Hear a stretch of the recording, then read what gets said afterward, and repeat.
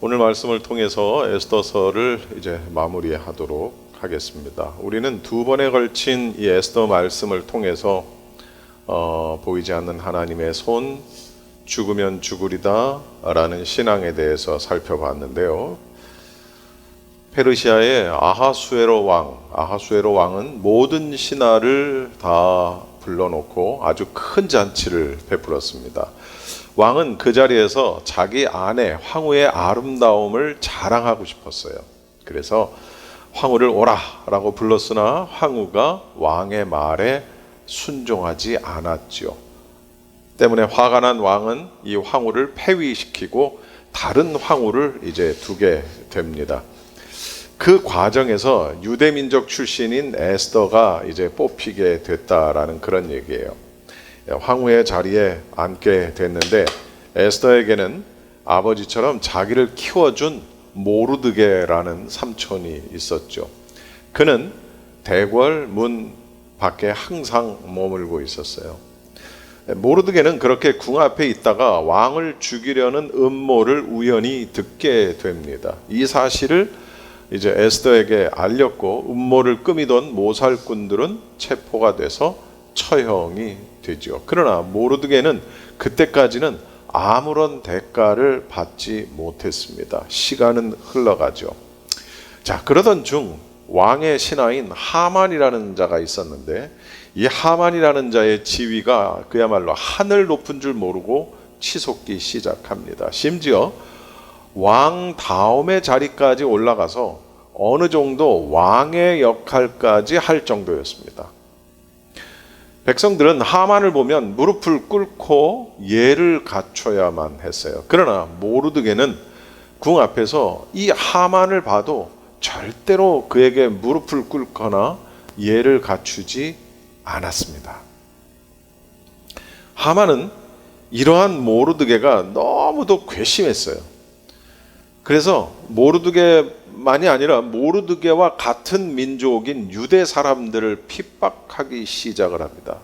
이 때문에 많은 유대인 백성들이 도륙을 당하고 재산을 몰수당하고 심지어는 목숨을 잃게 되죠. 이런 사실에 너무나도 괴로웠던 모르드게는 궁 앞에서 대성통곡을 하게 됩니다. 이 일이 궁 안에 있던 에스더의 귀에 들어가서 무슨 일인지를 물었고 그동안의 일을 이제 에스더가 모두 알게 됐지요. 모르드게는 자신의 조카이자 황후인 에스더에게 어서 빨리 왕에게 이 사실을 알려라. 그리고 유대 민족을 구원하라 라고 요구를 하게 되죠. 그러나 에스더는 자기가 먼저 왕 앞에 갈 수 없었어요. 왜냐하면 왕이 부르지도 않았는데 왕 앞에 먼저 가면 어떻게 된다고요? 자칫 죽을 수도 있었기 때문입니다. 에스더는 이러한 사실을 모르드게에게 설명을 합니다. 그러나 모르드게가 에스더에게 말합니다. 황후인 내가 궁궐에 있다고 해서 모든 유대 사람들이 겪는 이 재난을 피할 것 같으냐? 네가 만약에 이런 때에 입을 다물고 있다면 유다 사람들은 다른 곳에서라도 도움을 받아 구원을 받겠지만 에스더 너와 우리 집안은 망할 것이다. 이렇게 이야기를 합니다. 에스더에게 이제 결정타를 날리죠. 네가 황후가 된 것이 바로 이 때를 위함인지 누가 알겠느냐라고 이렇게 얘기를 합니다. 이 말을 들은 에스더는 가만히 있을 수가 없었어요. 그래서 모든 사람들을 다 한 곳에 모이게 하고 금식 기도를 요청합니다. 그리고 자신이 법을 어기고 왕 앞에 서겠다고 이제 말을 합니다. 그러나 그렇게 왕 앞에 섰다가 죽게 되면 그냥 죽겠다. 죽으면 죽으리이다. 이런 말을 하죠. 그리고 이 에스더는 금식한 지 사흘째 되는 날 이제 궁으로 들어가게 됩니다. 왕이 뜰에 서 있는 왕후를 보고는 너무도 온화한 미소와 함께 웬일이냐며 무슨 소원이라도 있느냐며 황후 당신이 원하는 것이면 나라의 절반이라도 떼서 주겠다. 이렇게 말하는 거였어요. 에스더는 죽을 각오를 하고 지금 궁에 들어갔는데 전혀 다른 상황이 된 것이죠. 에스더는 자신이 잔치를 차릴 텐데 왕께서 오되 하만도 같이 함께 오시오라고 요청을 합니다. 나라의 절반이라도 주겠다는 사람이 잔치에 와달라는 요청쯤이야 뭐 아무것도 아니었겠죠. 하만은 너무나도 기분이 좋았어요. 자기 가족은 물론이고 친구들에게도 이 사실을 자랑하기 시작합니다. 그는 자신이 얼마나 많은 재산을 가지고 있는지도 자랑했고 자기의 지위가 다른 신하들보다 훨씬 더 높은 지위에 올라갔다는 것도 자랑하기 시작을 했어요. 그리고 하만은 자신이 왕과 함께 황후의 잔치 자리에 초대되었다라는 사실도 자랑하기 시작을 했습니다. 그런데 하만은 이러한 자기를 무시하는 사람이 하나 있는데 그게 누구라고요? 모르드게요. 자기가 궁을 드나들 때마다 이 사람이 눈에 거슬리는 거예요. 왜? 무릎도 안 꿇고 예를 갖추지도 않고 무시하는 게 너무나도 눈에 거슬렸어요. 그래서 유대민족 사람들을 다 처형하고 했는데도 여전히 그런 행태를 보이는 거예요. 이 일을 친구에게 얘기했더니 친구가 조언을 해줍니다. 높은 장대를 세우고 모르드게를 그 장대에 달아버리라 라고 조언을 하는 거예요. 하만은 그거 좋은 생각이다 하고 장대를 세우도록 명령을 하게 됩니다. 잔치가 있기 전날 밤 평소와 다르게 잠이 오지 않았던 왕은 자신의 통치 기록을 담은 궁중실록을 가져오라 하고 그걸 읽어 내려가기 시작을 했어요. 그런데 그걸 한참을 읽다가 보니까 자기가 자신을 암살하려던 자를 모르드게가 알고 고발했다는 내용이 거기 기록이 되어 있는 거예요. 왕은 신하에게 이 일을 한 모르드게에게 어떤 상을 내렸느냐라고 이제 물었고 신하들은 그에게 아무런 상도 내리지 않았다라는 대답을 하게 됩니다. 이때 하만이 궁에 도착을 하게 되죠. 왕은 하만에게 자신이 특별하게 대우하고 싶은 사람이 있는데 이거 어떻게 하면 좋을까? 라고 이렇게 묻습니다. 그랬더니 하만이 그 특별 대우를 받을 사람이 바로 자신이다 라고 착각을 하게 되는 거예요. 그래서 하만은 어떻게 조언을 하냐면 왕이 입는 옷과 왕이 타는 말을 내어주고 그 말의 머리에 관을로 꾸미게 한 다음 왕께서 높이 시려는 자를 말에 태워 성 안의 거리를 지나가게 하십시오. 왕의 은총을 입은 자는 이런 대우를 받는다라는 것을 말하고 싶었던 것입니다. 왕은 그거 좋겠다. 당장 모르드게를 불러서 그대로 시행하라 라고 명령을 합니다. 하만은 너무나도 황당했겠죠. 그러나 왕이 명령을 했기 때문에 어쩔 수 없이 왕의 명령대로 모르드게를 말 위에 태우고 그 말을 자신이 끌고 다니면서 외쳤던 거예요. 정말 너무나도 황당하다 못해 참담했을 거예요. 하만은 그렇게 왕의 명령대로 모르드게에게 했고 후에 그는 달아나듯 집으로 가버렸습니다. 드디어 잔칫날이 됐습니다. 에스더 황후는 왕에게 자신의 소원은 같은 민족 유대 사람들이 죽지 않는 것, 그들을 살려달라라는 것이라고 말을 합니다. 왕은 왜 그렇게 되었느냐라는 사연을 듣고는 이 일을 꾸민 자가 누구냐라고 묻습니다. 에스더는 그 자가 바로 하만입니다 라고 고발을 하는 거죠. 하만의 얼굴은 사색이 됩니다. 전혀 예상하지 못한 상황이 펼쳐진 것이죠.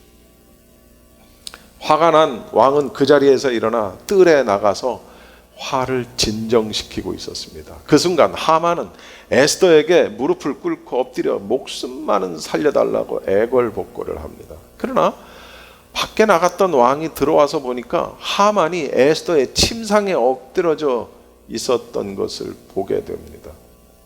왕은 하만이 왕후를 에스더를 성폭행하려는 줄 알고 분노하게 되죠.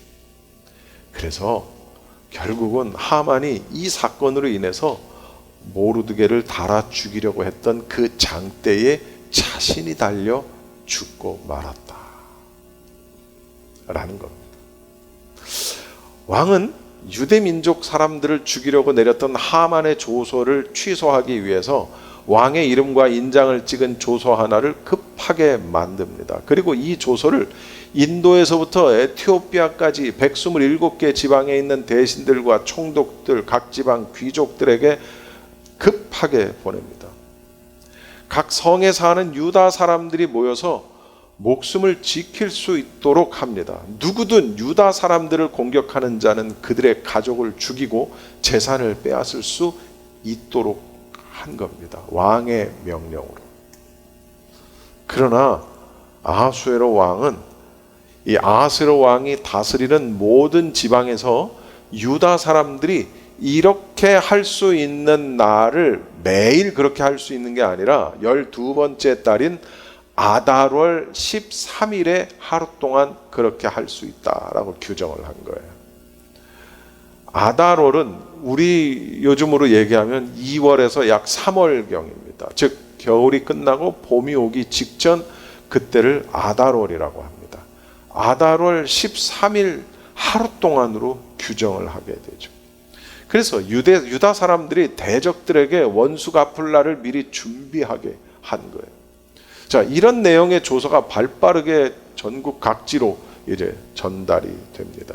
그런데 놀라운 사실은 본래 12째 달인 이 아달월 13일이 무슨 날이었냐면 하만의 명령으로 유다 사람들을 죽이려고 했던 날이었어요. 그러나 오히려 유다 사람들이 자기들을 미워했던 자들을 없애는 날로 바뀌게 되었다라는 것이죠. 각 지방의 대신들과 제후들, 총독들 그리고 행정관리들이 이제는 모르드게를 무서워하게 됐어요. 모르드게는 궁에서 실권을 잡았고 그의 세력은 날로 더 커져갔어요. 그의 이름은 온 땅에 퍼져간 겁니다. 그래서 유다 사람들에 의해서 도륙을 당한 원수들의 수가 얼마였냐면 7만 5천 명이나 됐다라는 것이죠. 이 일이 언제 있었냐? 아달월 13일에 벌어졌어요. 그리고 그 다음 날인 14일에 모여서 잔치를 하며 기뻐하는 날이 됐단 말이에요. 모르드게는 모든 지방에 사는 유다 사람들에게 글을 보내서 해마다 아달월 14일과 15일을 명절로, 여기서 15일이 또 왜 들어갔는지도 여기 성경에는 나와 있지만 제가 오늘 그거는 그냥 스킵하겠습니다. 아달월 14일과 15일을 명절로 삼아서 지키도록 명령을 합니다. 그날에 유다 사람들이 원수들의 손에서 벗어났고 그날에 유다 사람들의 슬픔이 기쁨으로 바뀌었고 그날이 자칫 초상날이 될 뻔했는데 잔치날로 바뀌었기 때문에 이틀 동안 잔치하는 명절로 정했던 거예요. 그런데 이 날을 하만이 유다민족 사람들을 죽이는 날로 정했던 날인데 이 날을 잡을 때 어떻게 잡았냐면 주사위, 요즘 우리가 쓰는 주사위의 일종인 부르라는 것을 던져서 날을 잡았단 말이에요. 그래서 이 부르라는 말을 따라서 아달월 14일과 15일, 13일과 14일 두 날을 일컬어서 뭐라고 얘기했냐면 부림이라고 이야기를 한 거예요. 이걸 그래서 부림절 그러는 거예요. 이 두 날은 유다 사람이면 어느 곳에 살든지 지켜야 하는 날, 부림절이 된 거예요. 이 부림절은 유다 사람들이라면은 유대인이라면 절대로 걸을 수 없는 명절이 됐고 자손들에게도 잊어서는 안 되는, 대대로 잊어서는 안 되는 그런 날이 된 겁니다. 에스더 전체를 제가 요약해서 짧게 설명을 했어요. 어떤 스토리인지 에스더서를 다 읽은 거와 매한가지입니다. 자, 그렇다면 이 에스더서를 통해서, 오늘 이 본문을 통해서 우리가 무엇을 깨달을 수 있느냐라는 것이죠. 짤막하게 세 가지만 짚어보겠습니다. 지난번에도 했던 얘기입니다만, 첫째, 하나님의 섭리는 역사 속에 감추어져 있다. 다시 한번, 하나님의 섭리는 역사 속에 감춰져 있다. 에스더 설교 첫날 제가 말씀드렸지만, 이 에스더서에는 하나님, 여호와라는 단어, 용어가 단 한 번도 등장하지 않습니다. 그러나 하나님의, 여호와 하나님의 보이지 않는 손, 즉 그 사건의, 모든 사건의 배후에는 하나님의 섭리가 분명하게 작용하고 있었다라는 것이죠. 이렇듯 하나님께서는 때로 전면에 등장하시지 않지만은 사람과 사건, 그리고 어떤 시간을 통해서 하나님께서는 당신의 뜻을 이루고 계신다. 할렐루야. 우리가 살아나가는 동안에 하나님께서 살아계심을 의심할 때가 너무나도 많아요. 그렇지 않아요? 믿지 않는 사람들은 말할 것도 없지만, 믿는 우리들조차도 어느 순간에 정말 하나님 살아계실까? 하나님 살아계시다면 이럴 수 없는데, 하나님은 내 기도를 들으시는 것 같지 않아. 이럴 때가 얼마나 많은지 몰라요. 어느 추운 겨울날이었어요. 미국의 한 도시에서 벌어진 일입니다. 어린 소년 한 명이 맨발로 거리를 돌아다니고 있었습니다. 겨울에 맨발로. 지나가는 행인들은 다 그를 봤지만 그냥 지나칩니다. 이때 한 노 부인이 이 소년을 유심히 바라보고 있다가 와서 묻습니다. 얘야, 왜 이렇게 추운 날 맨발이니? 라고 이렇게 묻습니다. 이 소년은 하나님께 기도했어요. 따뜻한 신발을 달라고 하나님께 기도했는데 하나님이 제 기도를 듣지 않으시는 것 같아요. 그래서 맨발이라는 거죠. 노 부인은 미소를 지으며 이 아이의 손을 잡고 근처 신발 가게로 갑니다. 그리고 거기서 두꺼운 양말과 튼튼한 겨울 부츠를 사준 뒤에 이 소년에게 신겨줍니다. 소년은 눈물을 글썽이며 노 부인에게 조용하게 묻습니다. 혹시 당신이 하나님이세요? 라고 이렇게 묻습니다.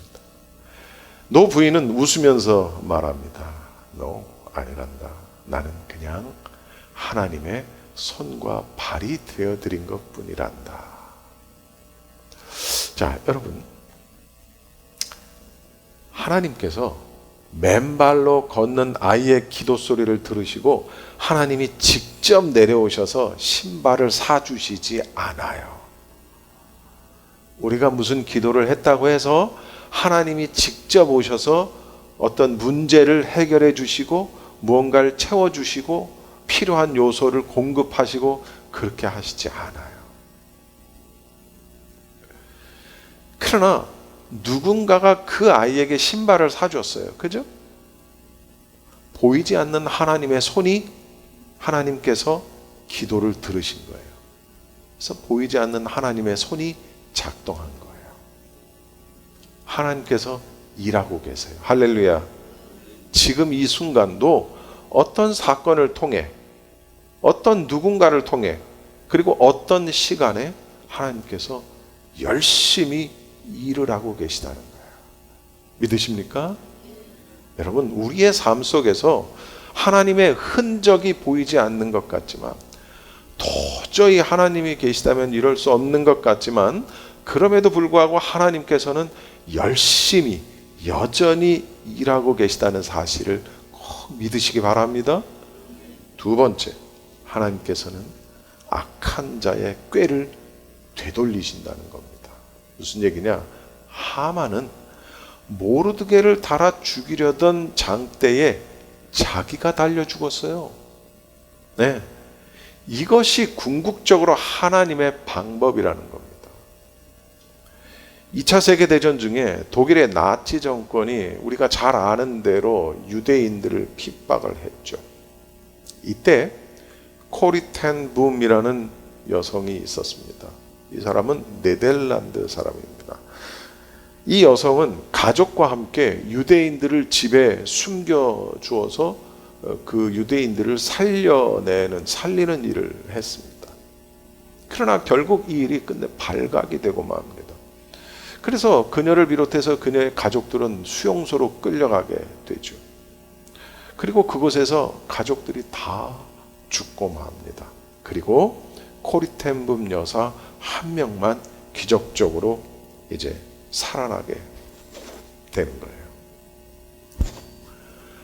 그리고 그녀는 전쟁이 끝난 다음 하나님의 용서와 하나님의 사랑을 전하는 전도자, 사역자가 됐어요. 어느 날 그녀가 독일의 한 교회에서 하나님은 우리를 용서하십니다 라는 주제로 간증을 합니다. 그리고 그 간증을 마친 후 한 남자가 터벅터벅 걸어 나옵니다. 그리고는 그녀 앞에 고개를 푹 숙입니다.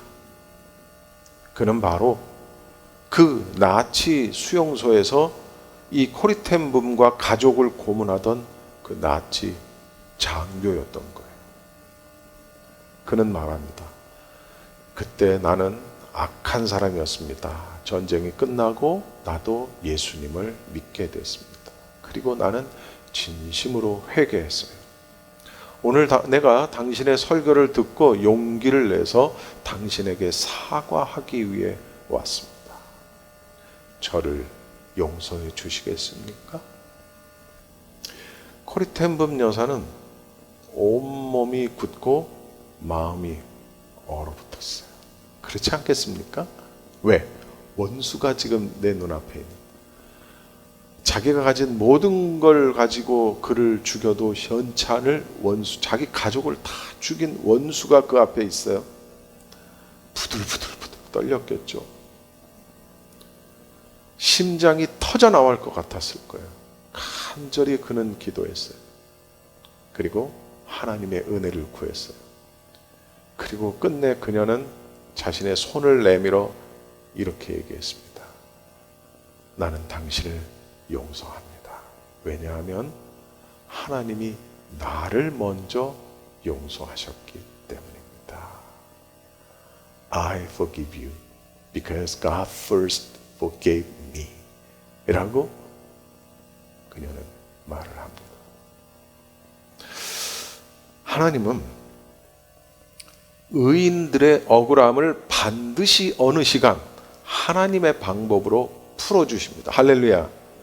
원수는 내가 갚는 게 아니에요. 로마서 공부하고 있는데 로마서에 그 말씀이 있어요. 원수는 내가 갚는 게 아니에요. 하나님의 진노에 맡겨야 되는 거예요. 그런데 내가 갚고 싶을 때가 있어. 그렇죠? 저 사람이 망했으면 좋겠어.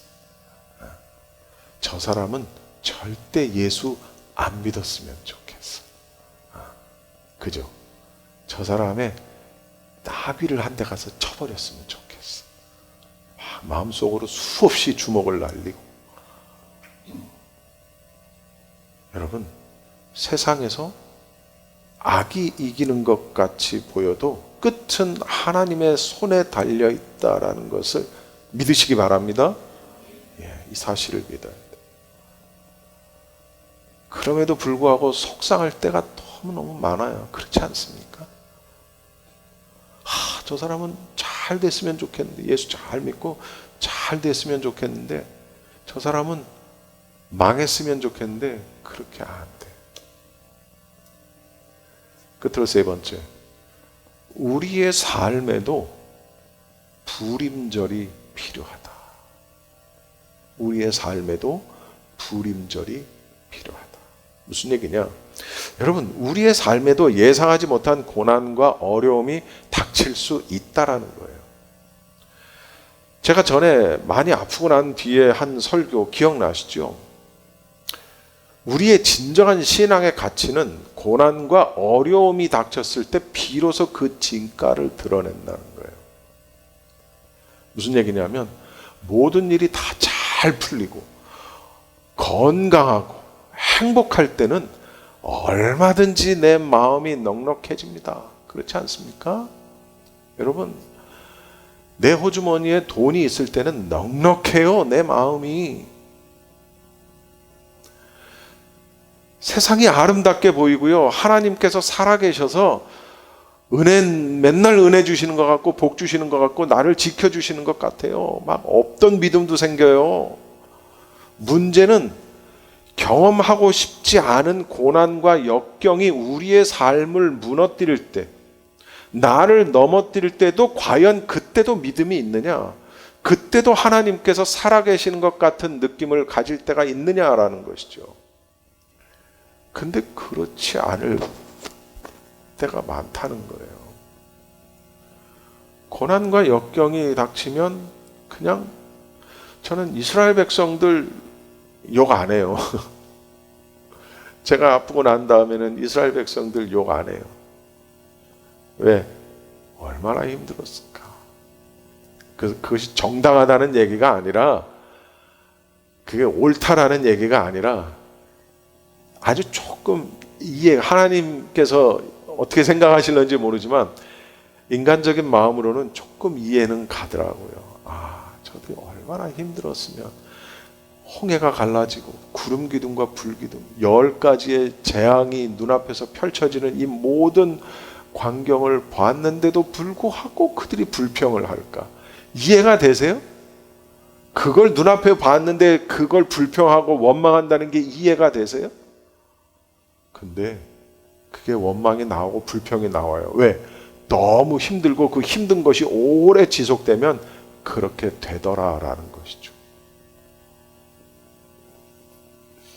여러분, 오늘 우리 말씀을 통해서 우리는 우리를 잊지 않으시고 때가 되면 반드시 구원의 손길을 내미신다는 사실을 깨달으시기 바랍니다.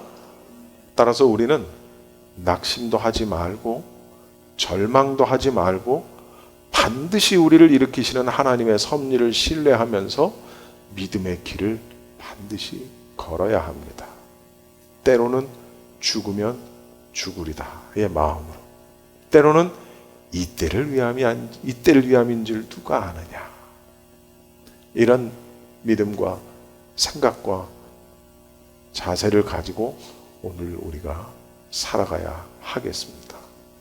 이러한 믿음이 저와 우리 여러분 모두에게 있기를 원합니다. 기도하겠습니다.